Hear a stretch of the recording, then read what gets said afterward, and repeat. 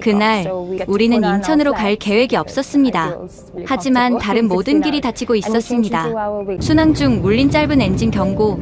치명적이진 않았지만 하늘에서 시간을 보내기엔 불안한 상태였습니다. 목적지는 결빙과 강풍으로 지연을 통보했고 다른 공항들은 조건을 달았습니다. 그때 관제 리스트에 예정에 없던 한 이름이 올라왔습니다. 인천. 비상 착륙으로 내려선 그곳에서 저는 공항이 아니라 한 나라의 겨울 태도를 보게 됐습니다. 지금부터 계획에 없던 착륙이 왜 가장 안전한 선택이 되었는지 그 이야기를 전해드립니다. 본격적으로 시작하기 전 구독과 좋아요는 브라보 감동 스토리에게 큰 힘이 됩니다. 저는 누라 알만수리입니다. 31살 아랍에미레트 두바이에서 태어나 자랐고 지금은 국제선 수석 승무원으로 일한 지 9회째입니다. 아시아 노선은 제게 익숙한 하늘이에요. 홍콩, 싱가포르, 도쿄. 수십 번 왕복한 길이죠. 그래서 그날도 평범할 거라 생각했습니다. 하지만 순항고도 3만 피트에서 모든 게 틀어졌습니다. 엔진 개통 경고등이 한 차례 깜빡였어요. 짧은 신호였지만 조종실과 캐빈 크루 사이 인터폰이 즉시 울렸습니다. 부기장의 목소리는 침착했지만 단어 선택이 평소와 달랐죠. 엔진 이상 징후 확인 중.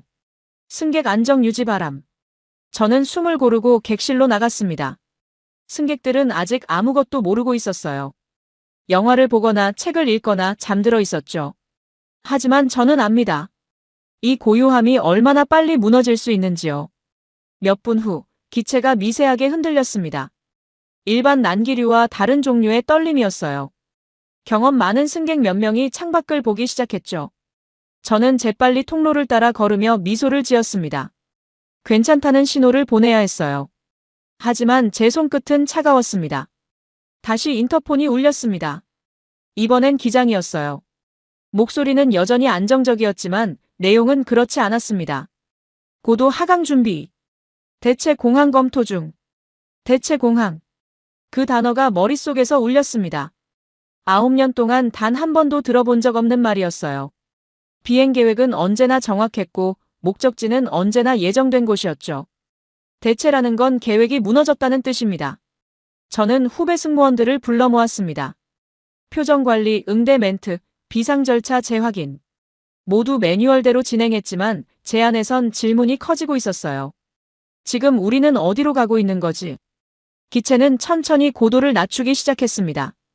귀가 먹먹해지는 느낌. 몇몇 승객이 눈치챘어요. 한 남성이 손을 들어 저를 불렀습니다. 지금 내려가고 있는 건가요? 저는 고개를 끄덕이며 대답했습니다. 기류 조정을 위한 일시적 고도 변화라고요. 거짓은 아니었지만 전부도 아니었죠. 남성은 제 눈을 잠시 보더니 더 묻지 않았습니다. 하지만 그의 손은 팔걸이를 꽉 쥐고 있었어요. 조종실에선 무전이 계속 오가고 있었을 겁니다. 목적지 공항, 인근 대체 공항들, 관제탑. 모든 가능성을 타진하고 있을 거예요. 하지만 객실 안전은 아무것도 들을 수 없었습니다. 그저 기다릴 뿐이었죠.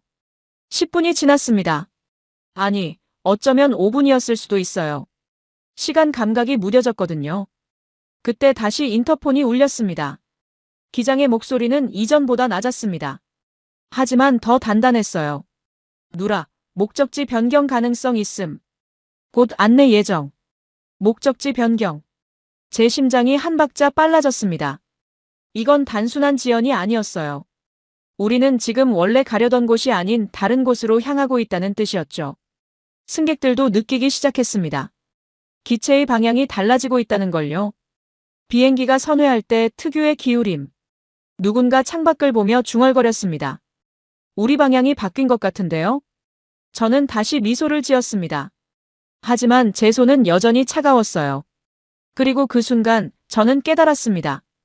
우리는 지금 계획에서 벗어나 있다는 걸.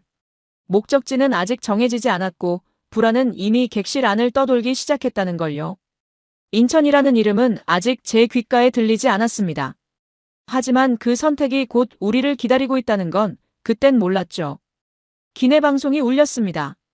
승객 여러분께 안내 말씀드립니다. 기상 상황으로 인해 목적지 공항 착륙이 지연될 수 있습니다. 자세한 사항은 추가 안내 예정이니 안심하고 기다려주시기 바랍니다. 기장의 목소리는 침착했지만 저는 그 문장 안에 숨겨진 긴장을 읽을 수 있었어요.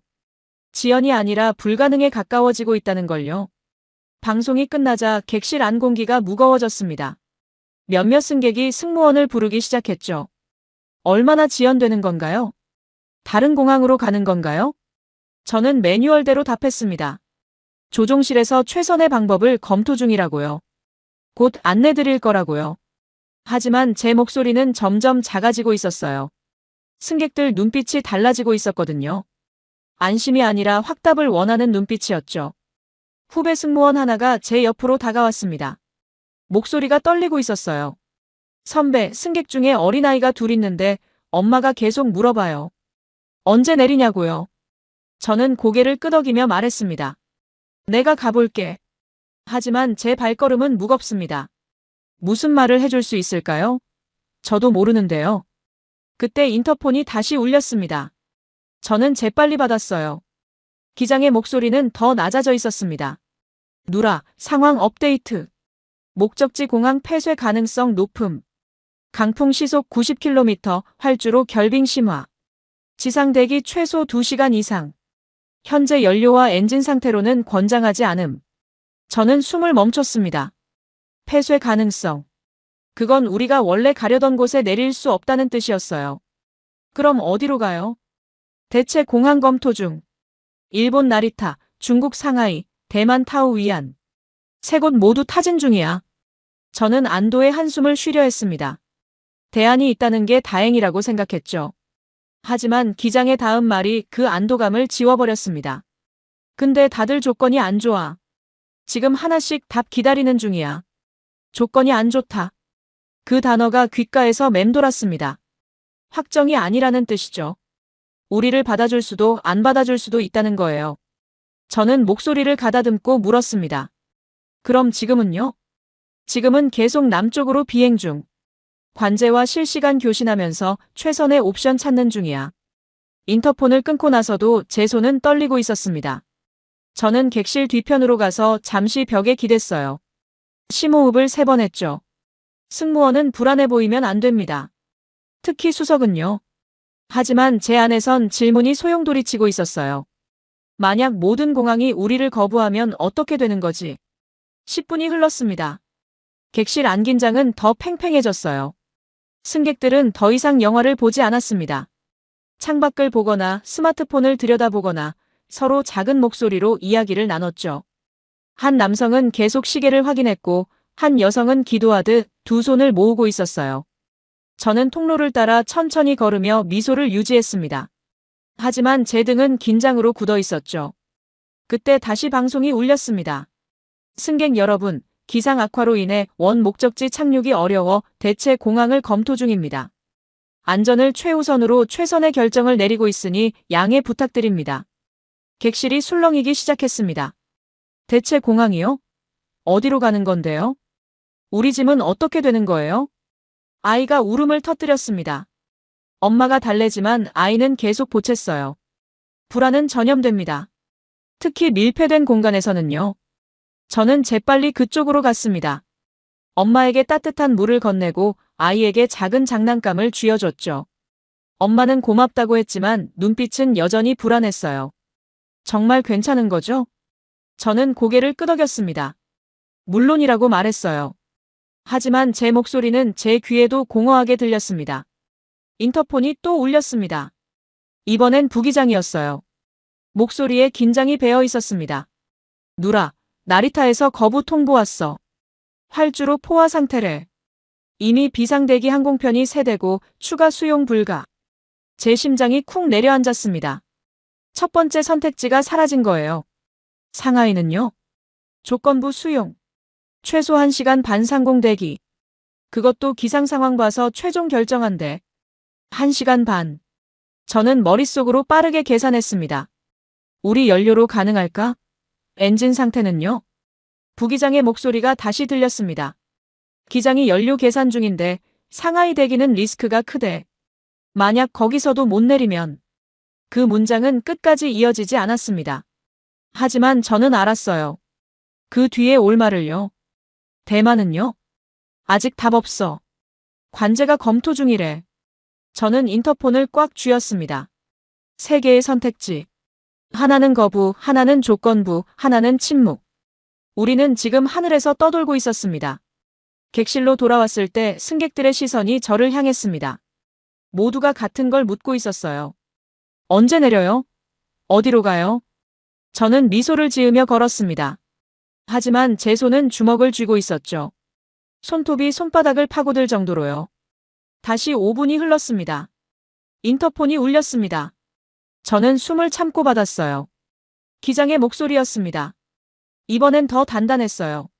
누라, 대만도 조건부 수용. 최소 2시간 대기. 기상 악화 진행 중이라 확답 못한대. 저는 눈을 감았습니다. 세 곳 모두 우리를 확실하게 받아주지 않는다는 뜻이었어요. 그럼 우리는요? 기장이 잠시 침묵했습니다. 그리고 천천히 말했어요. 마지막 옵션 하나 남았어. 관제 리스트 맨 아래에 있던 곳. 어디요? 인천. 그 이름이 귓가에 꽂혔습니다. 인천.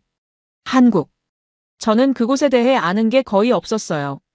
환승공항으로 유명하다는 것, 시설이 좋다는 것. 그게 전부였죠. 기장이 다시 말했습니다. 지금 인천 관제에 연락 중이야. 얘네가 마지막이야, 누라. 마지막. 그 단어가 제 가슴을 눌렀습니다.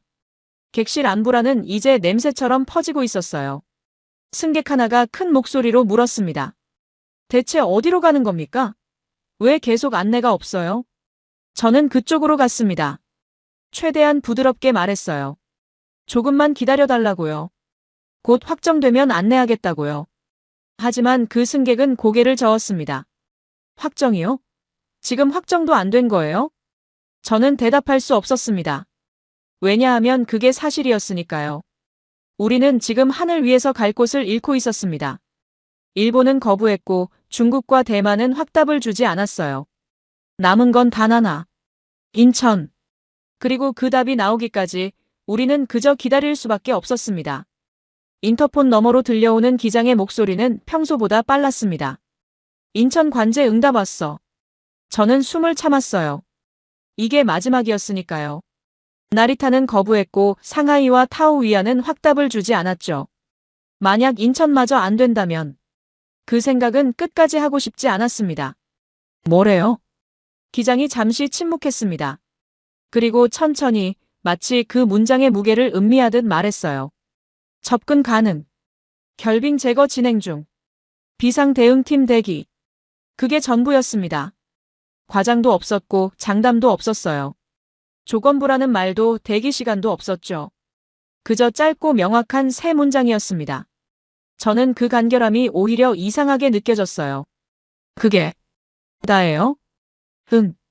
다른 공항들은 온갖 조건 달고 시간 계산하더니 여긴 그냥 오라는 거야. 저는 혼란스러웠습니다. 불안하기도 했어요. 다른 공항들이 신중하게 검토한다는 건 안전을 위해서라고 생각했거든요. 그런데 인천은 왜 이렇게 간단하게 답을 주는 거죠? 준비가 안 된 건 아닐까요? 기장, 근데 괜찮은 거예요? 너무 빨리 수락한 거 아닌가요? 기장이 짧게 웃었습니다. 하지만 긴장이 풀린 웃음은 아니었어요. 나도 처음엔 그렇게 생각했어. 근데 부기장이 인천 기상 데이터 확인했는데 이미 재빙 작업 끝났대. 비상의료팀도 대기 중이고 얘넨 이미 준비 끝낸 상태야. 저는 입술을 깨물었습니다. 준비가 끝났다고요? 우리가 요청하기도 전에요? 그럼 결정하신 거예요? 기장이 한숨을 쉬었습니다. 깊고 무거운 한숨이었어요. 누라, 지금 우리 상황 알지? 엔진 온도 계속 올라가고 있어. 연료는 1시간 40분 분량 남았고 상하이나 타오위안 가서 2시간 대기하면 연료 바닥나. 제 손이 차갑게 식었습니다. 나리타는 우릴 안 받아. 다른 데는 기다리라고만 해. 근데 인천은 지금 당장 오래. 저는 아무 말도 할 수 없었어요. 기장의 목소리가 낮아졌습니다. 이건 최선이 아니야, 누라. 유일이야. 그 문장이 가슴에 박혔습니다. 유일. 선택의 여지가 없다는 뜻이었죠. 잠시 후 부기장의 목소리가 들렸습니다. 기장님, 엔진 2번 온도 또 올라갔어요. 정상 범위 상한선 근처예요. 기장이 빠르게 대답했습니다. 알았어. 인천으로 항로 변경 요청해. 지금 당장. 인터폰이 끊겼습니다. 저는 벽에 기댄 채 눈을 감았어요. 머릿속이 복잡했습니다. 인천, 한국. 저는 그곳에 대해 정말 아무것도 모릅니다. 겨울이 얼마나 추운지, 공항이 얼마나 큰지, 비상 대응이 제대로 되는지. 하지만 지금은 그런 걸 따질 상황이 아니었어요. 우리는 가야 했습니다. 갈 수 있는 곳이 거기밖에 없었으니까요. 객실로 돌아오자 승객들의 시선이 일제히 저를 향했습니다. 모두가 기다리고 있었어요. 어디로 가는지, 언제 내리는지. 한 중년 남성이 손을 들었습니다. 목소리는 차분했지만 눈빛은 날카로웠어요. 승무원님, 목적지가 확정됐습니까? 저는 고개를 끄덕였습니다. 네, 곧 안내방송 나갈 예정입니다. 어디입니까? 저는 잠시 망설였습니다. 그리고 말했어요. 한국 인천공항입니다. 객실이 술렁였습니다. 한국이요? 거긴 왜요? 원래 목적지는요? 저는 매뉴얼대로 답했습니다. 기상 상황으로 인해 가장 안전한 선택이라고요. 인천공항이 비상 수용 가능하다고 확인받았다고요. 하지만 한 여성이 불안한 목소리로 물었습니다. 근데 거기 춥다면서요? 지금 한국 한파 아니에요? 저는 순간 할 말을 잃었습니다. 그게 사실이었거든요. 뉴스에서 봤어요. 한국이 기록적인 한파를 겪고 있다고요. 다른 승객이 끼어들었습니다. 그럼 다른 공항은 안 돼요? 일본이나 중국은요? 저는 숨을 고르고 대답했습니다. 모든 가능성을 검토한 결과입니다. 인천이 가장 신속하게 수용 가능한 상황이에요. 하지만 제 목소리는 확신에 차 있지 않았습니다. 저 자신도 불안했으니까요. 그때 뒷좌석에서 아이가 다시 울기 시작했습니다. 엄마가 달래지만 소용없었어요. 아이의 울음소리가 객실 안을 채웠죠. 저는 그쪽으로 가려 했지만 그 순간 기체가 흔들렸습니다. 크지 않은 흔들림이었지만 타이밍이 최악이었어요. 승객들이 일제히 긴장했죠. 저는 재빨리 안내방송을 요청했습니다. 잠시 후 기장의 목소리가 객실에 울려 퍼졌어요. 승객 여러분, 기장입니다. 안전상의 이유로 목적지를 한국 인천국제공항으로 변경합니다. 약 45분 후 도착 예정이며 인천공항 비상대응팀이 이미 대기 중입니다. 좌석 벨트를 착용해 주시기 바랍니다. 방송이 끝나자 객실은 잠시 조용해졌습니다. 하지만 그 침묵은 안도가 아니라 체념에 가까웠어요. 45분. 저는 그 시간이 얼마나 길게 느껴질지 알았습니다. 인터폰이 다시 울렸습니다. 부기장이었어요. 누라, 인천 접근 시작했어. 고도 낮추고 있으니까 승객 안정시켜줘. 알겠습니다. 그리고 누라. 네. 부기장이 잠시 망설이더니 말했습니다. 우리 잘 내릴 거야. 인천이 준비됐다니까. 저는 고맙다고 답했습니다. 하지만 제 가슴속 불안은 여전히 무거웠어요. 기체는 천천히 방향을 틀기 시작했습니다. 남쪽으로 한국으로. 저는 창밖을 봤습니다. 구름 사이로 희미하게 보이는 바다. 그 너머 어딘가에 인천이 있었죠. 우리를 받아줄 유일한 곳. 최선이 아니라 유일인 곳. 저는 주먹을 쥐었습니다. 손톱이 손바닥을 파고들었어요. 그리고 속으로 되뇌었습니다. 부디 준비되어 있기를. 우리를 받을 준비가. 착륙 직전 객실은 숨죽인 듯 조용했습니다. 저는 비상석 옆에 앉아 안전벨트를 단단히 맸어요. 창밖으로 한국의 땅이 점점 가까워지고 있었죠. 회색빛 하늘, 하얀 눈으로 뒤덮인 활주로. 그리고 그 위를 가로지르는 검은 선 하나.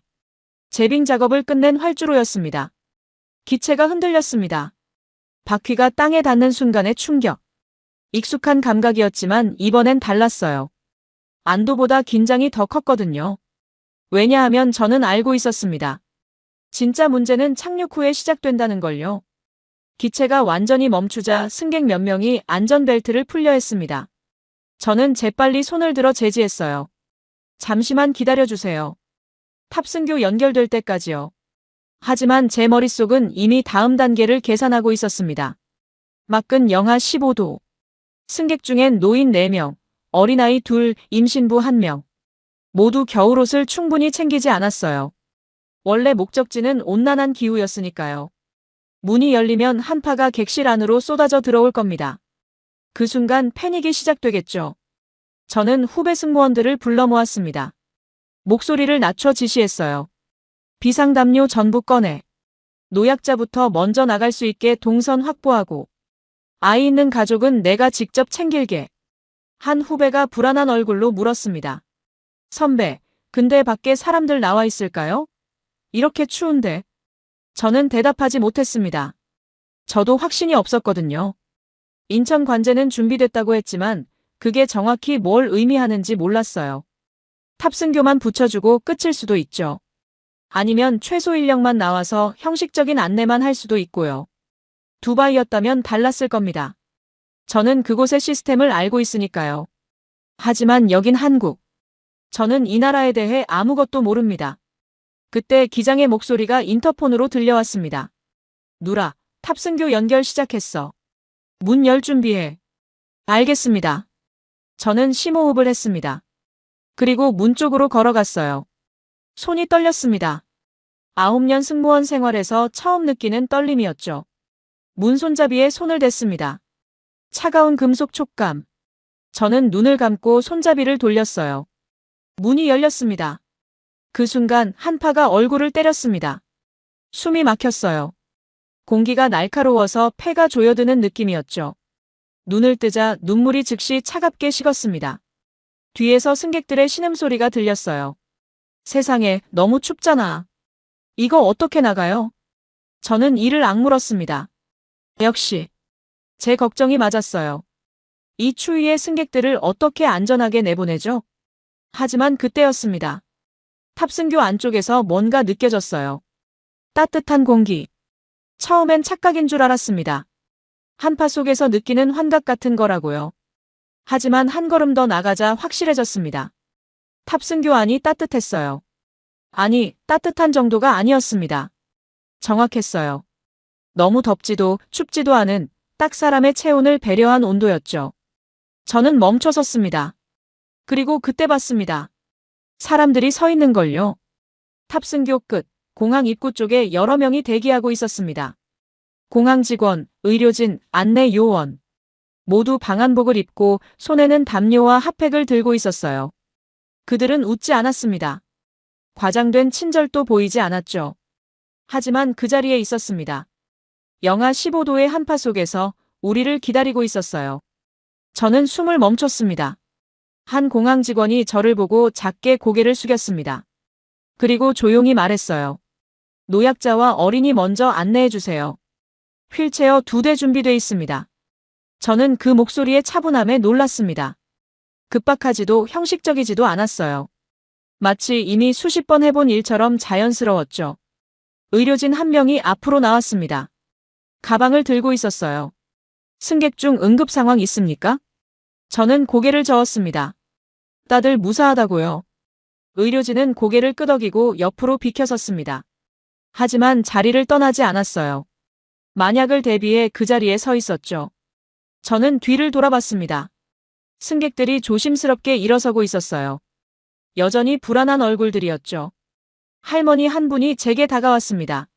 목소리가 떨리고 있었어요. 승무원님, 밖에 너무 춥던데. 괜찮을까요? 저는 그 순간 제가 뭐라고 대답해야 할지 알았습니다. 괜찮습니다. 준비되어 있어요. 그 문장이 제 입에서 나올 때 저는 놀랐습니다. 왜냐하면 그게 진심이었거든요. 할머니가 탑승교로 나갔습니다. 그리고 따뜻한 공기를 느끼자 표정이 풀렸어요. 어머, 따뜻하네. 공항 직원이 다가가 담요를 건넸습니다. 말없이 자연스럽게요. 할머니는 감사하다고 했지만 직원은 그저 다음 승객을 향해 시선을 돌렸습니다. 저는 그 장면을 보며 깨달았습니다. 이건 서비스가 아니라는 걸요. 이건 그냥 이 사람들의 일상이라는 걸요. 아이를 아는 엄마가 나왔습니다. 아이는 울음을 그쳤지만 여전히 떨고 있었어요. 안내 요원이 다가가 핫팩을 건넸습니다. 그리고 조용히 말했어요. 입국장까지 3분 거리입니다. 따뜻하니까 천천히 오세요. 엄마는 고개를 숙였습니다. 눈가가 붉어졌어요. 저는 그 모습을 보며 가슴이 뜨거워지는 걸 느꼈습니다. 승객들이 하나씩 내렸습니다. 모두 탑승교 안의 따뜻함에 놀라고 대기 중인 사람들을 보고 안도했어요. 저는 마지막으로 객실을 확인했습니다. 아무도 남지 않았죠. 그리고 저도 탑승교로 나갔습니다. 따뜻한 공기가 저를 감쌌어요. 제 어깨에서 긴장이 스르르 풀렸습니다. 저는 그제야 깨달았습니다. 제가 얼마나 많은 걱정을 했는지요.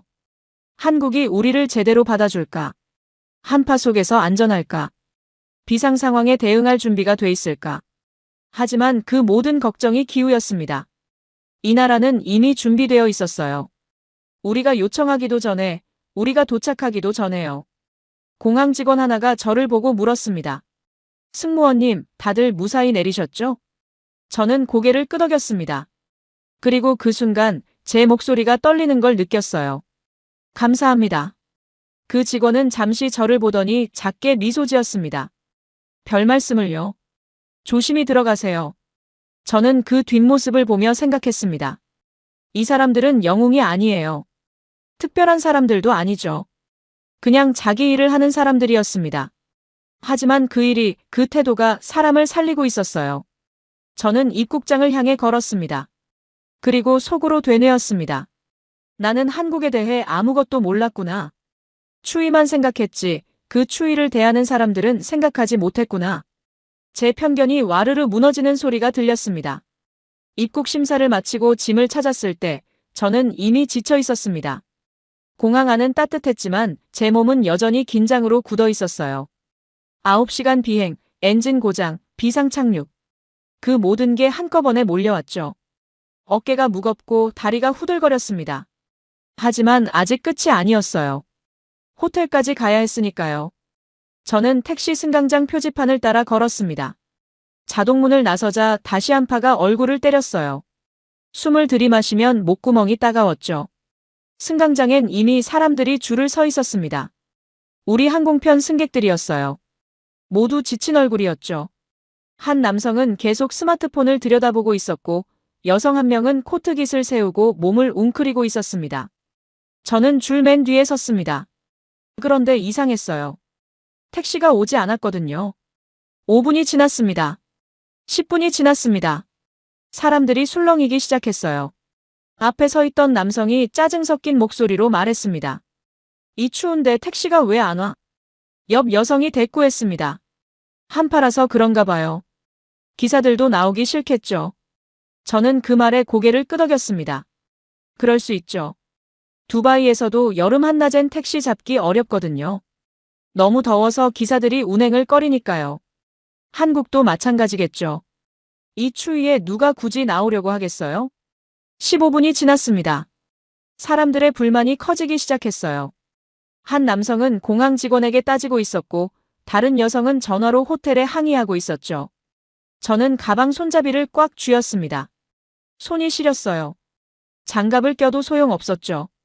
바람이 손목 틈새로 파고들었거든요. 그때 택시 한 대가 천천히 들어왔습니다. 사람들이 일제히 앞으로 몰려들었어요. 저도 모르게 한 걸음 나갔죠. 하지만 앞에 있던 남성이 먼저 문을 열었습니다. 그리고 뒤도 안 돌아보고 탔어요. 택시가 떠났습니다. 다시 기다림이 시작됐습니다. 20분이 지났을 때 저는 화가 나기 시작했습니다. 공항 안에선 그렇게 잘 준비했으면서 왜 밖은 이 모양인 거죠? 택시 배차 시스템은 없나요? 이 추위에 사람들을 이렇게 세워두는 게 맞나요? 제 안의 편견이 다시 고개를 들었습니다. 역시 공항 안만 좋은 거였어. 진짜 한국은 이런 거야. 택시가 다시 한 대 왔습니다. 이번엔 제가 앞쪽에 있었어요. 저는 재빨리 다가갔습니다. 하지만 뒤에서 누군가 저를 밀쳤어요. 할머니였습니다. 우리 항공편에 타고 있던 그분이었죠. 저는 순간 멈칫했습니다. 밀어내야 하나? 아니면 양보해야 하나? 그런데 택시기사가 창문을 내렸습니다. 중년 남성이었어요. 피곤한 얼굴이었죠. 그가 할머니를 보고 말했습니다. 어르신, 먼저 타세요. 할머니는 당황한 듯 저를 봤습니다. 저는 고개를 끄덕였어요. 타시라고요. 할머니가 탔습니다. 택시가 떠났습니다. 저는 다시 줄 끝으로 갔습니다. 30분이 지났습니다. 제 발은 이미 감각이 없었어요. 코끝이 얼얼하고 귀가 따가웠죠. 캐리어를 끄는 손도 저려왔습니다. 그때 택시 한 대가 또 들어왔습니다. 이번엔 제 차례였어요. 저는 문을 열고 재빨리 탔습니다. 따뜻한 공기가 얼굴을 감쌌죠. 안도의 한숨이 나왔습니다. 기사가 백미러로 저를 봤습니다. 50대쯤 되어 보였어요. 얼굴엔 피로가 가득했죠. 어디 가세요? 저는 호텔 이름을 말했습니다. 기사는 고개를 끄덕이고 출발했어요. 차 안은 조용했습니다. 히터 소리만 작게 들렸죠. 그런데 이상했어요. 히터 바람이 세지 않았거든요. 적당했어요. 너무 덥지도 약하지도 않은 온도였죠. 저는 무심코 물었습니다. 히터 온도 괜찮으세요? 제가 올릴까요? 기사가 고개를 저었습니다. 괜찮아요. 손님이 춥지 않을 정도로 맞춰뒀어요. 저는 그 말에 잠시 멈췄습니다. 손님이 춥지 않을 정도로. 두바이 택시 기사들은 그런 말 안 합니다. 에어컨 온도는 늘 기사 기준이에요. 손님이 춥다고 하면 올려주지만 먼저 묻지는 않죠. 저는 창밖을 봤습니다. 눈이 쌓인 도로, 얼어붙은 가로수. 모든 게 하얗고 차가웠어요. 그런데 도로는 깨끗했습니다. 제설 작업이 완벽하게 돼 있었죠. 차들이 미끄러지지 않고 달리고 있었어요. 기사가 말했습니다. 추우시죠? 저는 고개를 끄덕였습니다. 두바이에서 왔어요. 거긴 겨울이 없거든요. 기사가 작게 웃었습니다. 힘드시겠네요. 우리도 올해 유난히 추워요. 그 말투가 묘했습니다. 불평이 아니었어요. 그냥 사실을 말하는 거였죠. 저는 조심스럽게 물었습니다. 이렇게 추운데 택시 운전하시기 힘드시죠? 기사가 잠시 침묵했습니다. 그리고 천천히 말했어요. 힘들긴 해요. 근데 누군가는 해야 하잖아요. 저는 그 문장에 할 말을 잃었습니다. 누군가는 해야 하잖아요. 당연한 말 같았지만 그게 당연하지 않다는 걸 저는 알고 있었어요. 두바이에선 이런 상황이면 기사들이 운행을 거부합니다. 할증료를 요구하거나 아예 나오지 않죠. 하지만 이 기사는 나와 있었습니다. 영하 15도의 한파 속에서요. 저는 물었습니다. 오늘 몇 시간 운행하셨어요? 기사가 시계를 봤습니다. 아침 6시부터요. 지금 8시간째. 저는 숨을 멈췄습니다. 8시간. 이 추위예요? 잠깐 쉬셨어요? 점심때 30분 정도요. 근데 오늘은 공항 쪽에 사람이 많다고 해서요. 비상 착륙한 항공편이 있다면서요? 저는 고개를 끄덕였습니다. 제가 그 비행기 승무원이에요. 기사가 백미러로 저를 봤습니다. 눈빛이 달라졌어요. 아, 그러셨구나. 많이 놀라셨겠어요. 저는 대답 대신 창밖을 봤습니다. 목이 메었거든요. 기사가 다시 말했습니다. 다들 무사하셨죠? 네. 다행이네요. 그 한마디가 제 가슴을 눌렀습니다. 이 사람은 피곤했을 겁니다. 8시간 동안 추위 속에서 운전했으니까요. 쉬고 싶었을 거예요. 따뜻한 집에 가고 싶었겠죠. 하지만 공항으로 왔습니다. 비상 착륙한 사람들이 있다고 해서요. 저는 작게 물었습니다. 왜 그러세요? 기사가 고개를 갸웃했습니다. 뭐가요? 이렇게까지 하시는 이유요. 오늘 같은 날엔 쉬셔도 되잖아요. 기사가 잠시 생각하더니 대답했습니다. 글쎄요. 그냥 누군가 기다리고 있으니까요. 저는 더 이상 묻지 못했습니다. 왜냐하면 알았거든요. 이 사람에게 이건 선택이 아니라는 걸요. 당연히 해야 할 일이라는 걸요. 차가 호텔 앞에 멈췄습니다. 저는 요금을 냈습니다. 기사는 잔돈을 건네며 말했습니다. 조심히 들어가세요. 밖에 미끄러우니까 천천히요. 저는 차에서 내렸습니다. 그리고 뒤를 돌아봤어요. 기사는 이미 다음 손님을 향해 출발하고 있었습니다. 저는 그 뒷모습을 보며 깨달았습니다. 한국의 겨울 대비는 시스템만이 아니라는 걸요. 사람이라는 걸요. 추위 속에서도 누군가를 먼저 생각하는 사람들. 그게 이 나라를 움직이고 있다는 걸요. 저는 호텔 로비로 걸어 들어갔습니다. 하지만 제 머릿속엔 그 기사의 목소리가 맴돌고 있었어요. 누군가는 해야 하잖아요. 그 한마디가 제 가슴에 박혔습니다.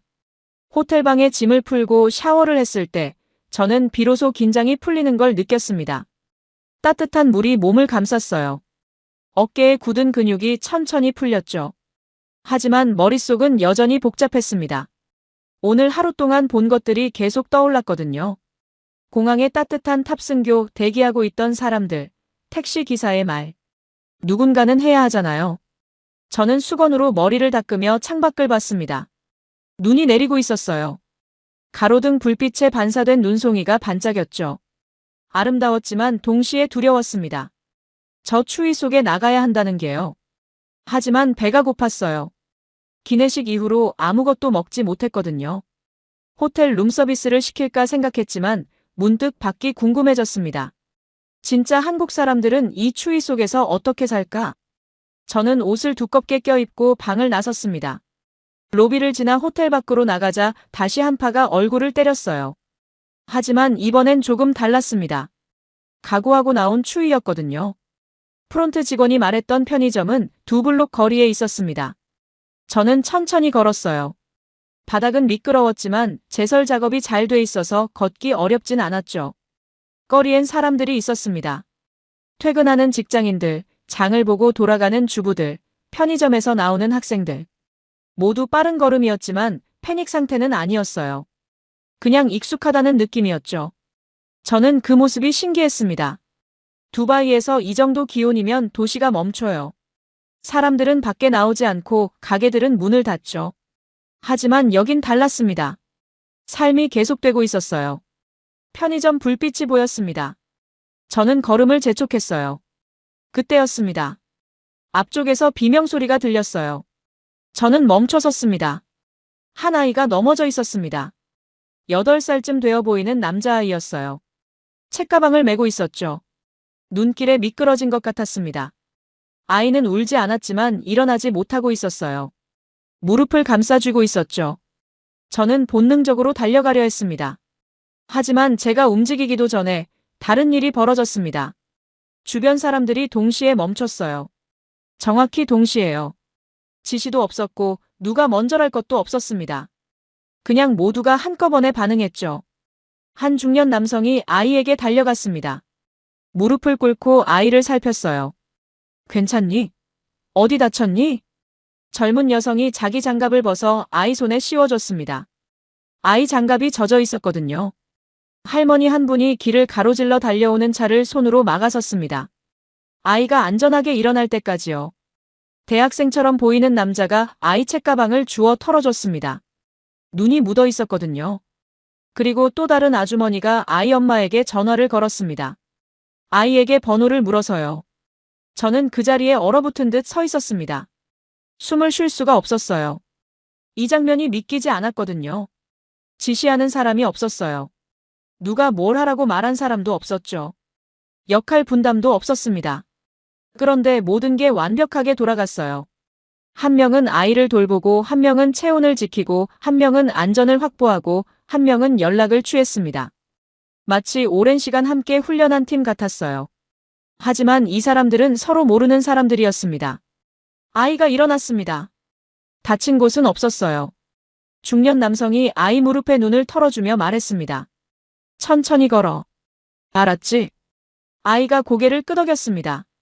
젊은 여성이 자기 장갑을 돌려받지 않고 그냥 갔습니다. 아이 손이 따뜻해질 때까지 가지고 있으라는 듯이요. 할머니는 차에게 고맙다는 손짓을 하고 비켜섰습니다.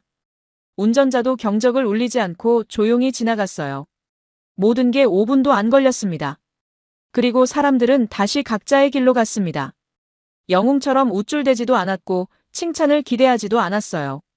그냥 자기 일처럼 자연스럽게 도왔고 자연스럽게 떠났죠. 저는 그 자리에 멍하니 서 있었습니다.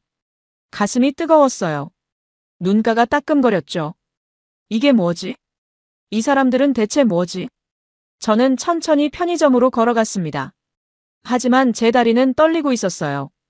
편의점 문을 열고 들어가자 따뜻한 공기가 저를 감쌌습니다. 하지만 저는 물건을 고를 수가 없었어요. 머릿속이 꽉 차 있었거든요. 방금 본 장면이 계속 재생됐습니다. 동시에 멈춘 사람들, 지시 없이 움직인 손들, 말없이 나눈 역할들, 그리고 조용히 떠난 뒷모습들. 저는 삼각김밥 하나를 집었습니다. 뭔지도 모르고 집었어요. 계산대로 갔죠. 점원이 물었습니다. 때우실래요? 저는 고개를 끄덕였습니다. 목소리가 안 나왔거든요. 김밥을 데우는 동안 저는 창밖을 봤습니다. 눈은 계속 내리고 있었어요. 사람들은 여전히 걷고 있었죠. 추위는 여전히 매서웠습니다. 하지만 이제 달라 보였어요. 이 도시가, 이 사람들이, 이 겨울이. 점원이 김밥을 건넸습니다. 저는 감사하다고 말하고 밖으로 나왔어요. 호텔로 돌아가는 길, 저는 천천히 걸었습니다. 그리고 생각했어요. 두바이에선 추위가 없습니다. 하지만 이런 장면도 없어요. 누군가 넘어지면 사람들은 쳐다만 봅니다. 도와줄지 말지 계산하죠. 내 일인지 아닌지 판단합니다. 하지만 여기 사람들은 달랐어요. 계산하지 않았습니다. 판단하지 않았어요. 그냥 움직였죠. 왜냐하면 그게 당연하니까요. 추위 속에서 넘어진 아이를 돕는 게 이 사람들에겐 당연한 일이었던 거예요. 호텔 로비에 도착했을 때 제 눈가는 젖어 있었습니다. 추워서가 아니었어요. 저는 엘리베이터를 타고 방으로 올라갔습니다. 문을 열고 들어가 침대에 앉았어요. 그리고 창밖을 봤습니다. 눈은 여전히 내리고 있었어요. 하지만 이제 그게 아름답게만 보였습니다. 왜냐하면 알았거든요. 이 눈 아래에, 이 추위 속에 사람을 먼저 생각하는 이들이 있다는 걸요. 지시 없이도 보상 없이도 당연하게 서로를 돕는 사람들이 있다는 걸요. 저는 김밥을 한 입 베어 물었습니다. 따뜻했어요. 그리고 깨달았습니다. 나는 지금 한국에 빠져들고 있다는 걸요. 이 나라의 추위가 아니라 이 나라의 따뜻함에요. 공항에서 느낀 시스템의 완벽함도 택시기사의 헌신도 모두 이해가 됐습니다. 그건 개인의 선택이 아니라 사회의 합의였던 거예요. 추위는 혼자 견디는 게 아니라 함께 이겨내는 것. 그게 이 나라 사람들의 약속이었던 겁니다. 저는 노트를 꺼냈습니다. 그리고 적었어요. 오늘 한국의 겨울에서 가장 따뜻한 장면을 봤다. 다음 날 아침 저는 호텔 조식당에서 우리 항공편 승무원들을 만났습니다. 모두 피곤한 얼굴이었어요. 어제의 비상 착륙이 아직 생생했죠. 하지만 무사히 내렸다는 안도감의 표정은 밝았습니다. 저는 빈자리에 앉아 커피를 마셨어요. 따뜻한 액체가 목을 타고 내려갔죠. 그때 부기장이 말했습니다. 다들 오늘 뭐 할 거예요? 저는 그냥 호텔에 있을 것 같아요. 밖에 너무 춥던데. 다른 승무원이 고개를 끄덕였습니다. 저도요. 어제 택시 타러 30분 기다렸어요. 이 나라 택시 시스템 진짜 별로예요. 저는 잠시 멈췄습니다. 그 말이 걸렸거든요. 제 경험은 달랐어요. 제 택시 기사는 친절했고 배려심이 깊었죠. 하지만 뭐라 말해야 할지 몰라 조용히 있었습니다. 다른 승무원이 빵을 한 입 베어 물며 말했습니다. 그래도 공항은 좋던데요? 시설 진짜 잘 돼 있더라고요. 응, 공항은 인정. 근데 공항만 그런 것 같아. 밖은. 글쎄. 저는 고개를 들었습니다. 밖은 어땠는데요? 그 승무원이 어깨를 으쓱했습니다. 그냥 추운 거 말고는 별로 인상적이지 않았어요. 사람들도 차갑고. 어제 편의점 갔는데 직원이 영어도 못하더라고요. 또 다른 승무원이 거들었습니다. 맞아요. 저도 길 물어봤는데 다들 그냥 지나가던데요. 도와주는 사람 하나도 없었어요. 저는 포크를 내려놓았습니다. 뭔가 잘못됐다는 느낌이 들었어요. 이 사람들이 본 한국과 제가 본 한국이 너무 달랐거든요. 그때 부기장이 말했습니다. 그래도 우리 무사히 내렸잖아. 그걸로 됐지. 어차피 내일 모레 두바이 가면 끝이야. 맞아요. 한국은 그냥 경유지일 뿐이에요. 저는 입을 열려다 멈췄습니다. 경유지. 그 단어가 가슴을 찔렀어요. 제게 한국은 경유지가 아니었거든요. 어제 하루 동안 본 것들이 너무 선명했으니까요. 하지만 뭐라 말해야 할지 몰랐습니다. 이 사람들을 설득할 자신이 없었어요. 저는 자리에서 일어났습니다. 저 먼저 갈게요. 벌써요? 어디 가시게요? 산책 좀 하려고요. 이 추위예요? 저는 대답 대신 미소만 지었습니다. 밖으로 나오자 한파가 저를 맞았어요. 하지만 어제보다 덜 충격적이었습니다. 조금 익숙해진 거죠. 저는 호텔 주변을 천천히 걸었습니다. 특별한 목적지는 없었어요. 그냥 걷고 싶었죠. 하지만 머릿속은 복잡했습니다. 동료들의 말이 계속 맴돌았거든요. 공항만 좋은 것 같아. 사람들도 차갑고. 정말 그럴까요? 제가 본 건 착각이었을까요? 저는 어제 길에서 넘어진 아이를 떠올렸습니다. 동시에 달려간 사람들, 말없이 나눈 역할들. 그게 연출이었을까요? 우연이었을까요? 아니면 제가 보고 싶은 것만 본 걸까요? 저는 발걸음을 멈췄습니다. 그때 앞에서 소리가 들렸어요. 할머니 한 분이 무거운 짐을 들고 계셨습니다. 쌀포대 같았어요. 계단을 올라가려는데 힘들어하고 계셨죠. 저는 잠시 망설였습니다. 도와드려야 하나? 하지만 저도 외국인인데. 말도 안 통하는데. 그 순간 젊은 남자가 달려왔습니다. 할머니, 제가 들어드릴게요. 남자는 짐을 받아들고 계단을 올라갔어요. 할머니는 고맙다고 했고 남자는 별 말씀을요 하며 다시 자기 길로 갔습니다. 저는 그 장면을 보며 숨을 삼켰습니다. 다시 또 똑같은 패턴이었어요. 망설임 없는 도움, 과장 없는 친절, 조용한 퇴장. 저는 계속 걸었습니다. 그런데 이상했어요. 점점 익숙한 곳에서 멀어지고 있었거든요. 주변을 둘러보니 호텔이 보이지 않았습니다. 표지판도 읽을 수 없었어요. 한글이었으니까요. 당황하기 시작했습니다. 저는 스마트폰을 꺼냈어요. 지도 앱을 켰죠. 하지만 GPS가 제대로 작동하지 않았습니다. 건물들 때문인지 신호가 약했어요. 심장이 빨라지기 시작했습니다. 길을 잃었어요. 그것도 영하 15도의 추위 속에서요. 저는 주변을 둘러봤습니다. 사람들이 지나가고 있었지만 아무도 저를 보지 않았어요. 동료들의 말이 떠올랐습니다. 사람들도 차갑고 도와주는 사람 하나도 없었어요. 혹시 정말 그런 걸까요? 저는 용기를 내서 지나가는 여성에게 다가갔습니다. 실례합니다. 영어 하세요? 여성은 고개를 저었습니다. 그리고 미안하다는 표정으로 지나갔어요. 저는 다시 다른 사람에게 물었습니다. 하지만 그 사람도 영어를 못했죠. 세 번째, 네 번째.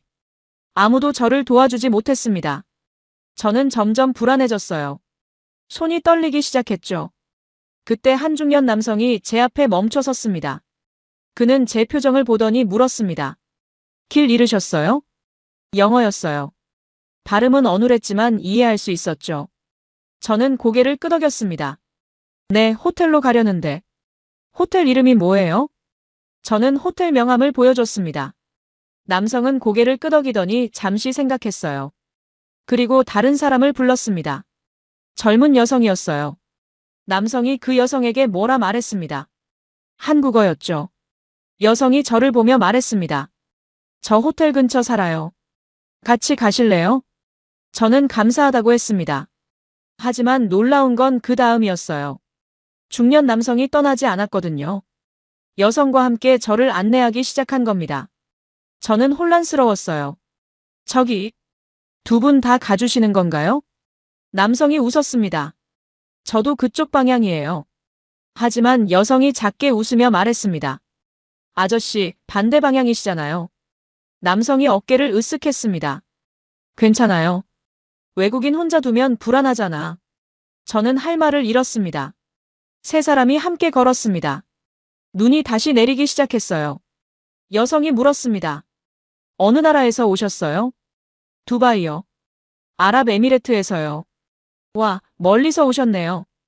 여행이세요? 아니요, 비상착륙이었어요. 여성과 남성이 동시에 놀란 표정을 지었습니다. 어제 인천공항에요? 네. 남성이 고개를 끄덕였습니다. 뉴스에서 봤어요. 다들 무사하셨다니 다행이에요. 그 말투가 진심이었어요. 과장이 아니라 정말로 안도하는 목소리였죠. 저는 눈가가 뜨거워지는 걸 느꼈습니다. 그때 또 다른 사람이 합류했습니다. 노인이었어요. 여성과 인사를 나누더니 저를 봤습니다. 여성이 설명했습니다. 한국어로요. 노인이 고개를 끄덕이더니 저에게 핫팩을 건넸습니다. 추우시죠? 이거 쓰세요. 저는 받았습니다. 손이 떨렸어요. 추워서가 아니었습니다. 네 사람이 함께 걸었습니다. 아무도 서두르지 않았어요. 제 걸음에 맞춰줬죠. 그리고 호텔이 보였을 때 모두가 멈춰 섰습니다. 여성이 말했습니다. 다 오셨어요. 조심히 들어가세요. 저는 감사하다고 말했습니다. 하지만 그 말로는 부족했어요. 정말 고맙습니다. 여러분이 없었으면 남성이 손을 흔들었습니다. 아니에요. 당연한 거예요. 노인도 고개를 끄덕였습니다. 편히 쉬세요. 세 사람이 돌아서서 갔습니다. 각자의 길로요. 저는 그 뒷모습을 보며 서 있었습니다. 눈물이 흘렀어요. 이제 확신했습니다. 동료들이 틀렸다는 걸요. 한국 사람들이 차갑다고, 도와주지 않는다고. 아니었어요. 그들은 영어를 못해서 도와주지 못했을 뿐이에요. 하지만 도와주고 싶어 했죠. 그래서 영어 할 수 있는 사람을 찾았고 함께 걸어줬고 자기 길이 아닌데도 동행했어요. 저는 호텔 로비로 들어갔습니다. 그리고 엘리베이터에서 깨달았습니다. 공항의 따뜻한 탑승교도, 택시 기사의 배려도, 아이를 도운 사람들도, 그리고 저를 도와준 세 사람도 모두 하나로 이어져 있었다는 걸요. 이건 우연이 아니었어요. 개인의 선택도 아니었죠. 이건 합의였습니다. 사회적 합의. 추위는 혼자 견디지 않는다. 어려움도 혼자 감당하지 않는다. 그게 이 나라 사람들이 공유하는 약속이었던 겁니다. 시스템도 중요했어요. 하지만 시스템만으로는 부족했죠. 진짜 힘은 사람에게서 나왔습니다. 말없이 움직이는 손, 망설이지 않는 발걸음, 조용히 건네는 따뜻함.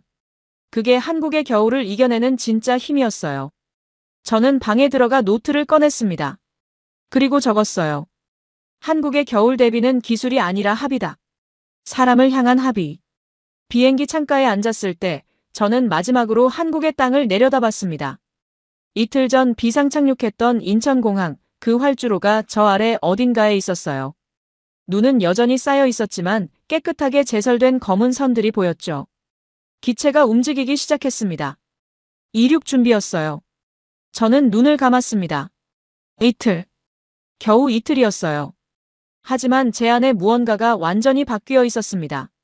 비행기 문이 열렸을 때 느꼈던 한파가 떠올랐습니다. 숨을 멈추게 했던 그 차가움. 하지만 탑승교 안으로 들어서자마자 느껴진 따뜻함도 기억났어요. 준비되어 있던 사람들. 담요, 핫팩, 휠체어. 말없이 대기하고 있던 의료진. 저는 그때 몰랐습니다. 그게 시작이라는 걸요. 택시를 30분 기다리며 화가 났던 순간도 떠올랐습니다. 왜 이렇게 오래 걸리나, 시스템이 왜 이 모양이나. 하지만 택시에 탔을 때 기사가 한 말이 지금도 귓가에 맴돕니다. 누군가는 해야 하잖아요. 그는 8시간을 운전했어요. 영하 15도 속에서요. 쉴 수도 있었죠. 하지만 나오지 않았다면 우리 같은 사람들은 어떻게 됐을까요? 저는 손끝이 떨리는 걸 느꼈습니다. 길 위에서 넘어진 아이가 보였습니다. 그리고 동시에 달려간 사람들. 중년 남성, 젊은 여성, 할머니, 대학생. 서로 모르는 사람들이었어요. 하지만 마치 한 몸처럼 움직였죠. 누가 뭘 하라고 시키지 않았는데 모든 게 완벽하게 돌아갔어요. 그게 연출일까요? 아니었습니다. 그건 이 사람들의 일상이었어요. 제가 길을 잃었을 때도 그랬습니다. 영어를 못하는 사람들이 많았어요. 동료들은 그걸 차갑다고 했죠. 도와주지 않는다고. 하지만 진실은 달랐습니다. 그들은 도와주고 싶어 했어요. 그래서 영어 할 수 있는 사람을 찾아줬고 자기 길이 아닌데도 함께 걸어줬죠. 중년 남성은 반대 방향이었어요. 하지만 돌아갔습니다. 외국인 혼자 두면 불안하다고요. 그 말이 지금도 가슴에 박혀 있습니다. 기체가 활주로를 달리기 시작했습니다. 속도가 붙었어요. 저는 창밖을 봤습니다. 한국의 땅이 점점 멀어지고 있었어요. 하얀 눈으로 덮인 도시, 불빛들이 반짝이는 거리. 그 안에서 사람들이 살고 있었습니다. 추위와 함께 살고 있었어요. 하지만 추위에 굴복하지 않았죠. 그들은 합의했습니다. 추위는 혼자 견디지 않는다고. 어려움도 혼자 감당하지 않는다고. 그래서 공항 탑승교는 따뜻했고 택시는 계속 달렸고 아이가 넘어지면 모두가 멈췄어요. 이건 기술이 아니었습니다. 이건 사람이었어요. 비행기가 이륙했습니다. 기체가 하늘로 떠올랐어요. 저는 눈물을 닦았습니다. 두바이에선 추위가 없습니다. 겨울도 온화하죠. 하지만 두바이엔 이런 것도 없어요. 길에서 넘어진 아이를 위해 동시에 달려가는 사람들. 외국인이 길을 잃으면 자기 길이 아닌데도 함께 걸어주는 사람들. 8시간 운전하고도 누군가는 해야 한다며 웃는 택시기사. 우리에겐 첨단 시스템이 있어요. 돈도 많고 건물도 높죠. 하지만 우리에겐 이게 없습니다. 서로를 향한 합의가요. 비행기는 이제 순환고도에 올랐습니다. 한국은 구름 아래 사라졌어요. 하지만 제 안에선 생생했습니다. 저는 가방에서 노트를 꺼냈습니다. 펜을 들었어요. 그리고 마지막 문장을 적었습니다. 한국의 겨울은 온도가 아니라 사람의 방향에서 결정된다. 손이 떨렸습니다. 눈물이 종이에 떨어졌어요. 저는 창밖을 봤습니다. 구름 사이로 햇빛이 비쳤어요. 하지만 제 마음은 여전히 저 아래, 눈 덮인 한국에 머물러 있었습니다. 2분 영어 선생님, 저를 도와준 3사람, 아이를 돌본 사람들, 택시 기사님. 이름도 모르는 사람들이었어요. 다시 만날 일도 없을 겁니다. 하지만 그들이 제게 가르쳐 준 건 평생 남을 겁니다.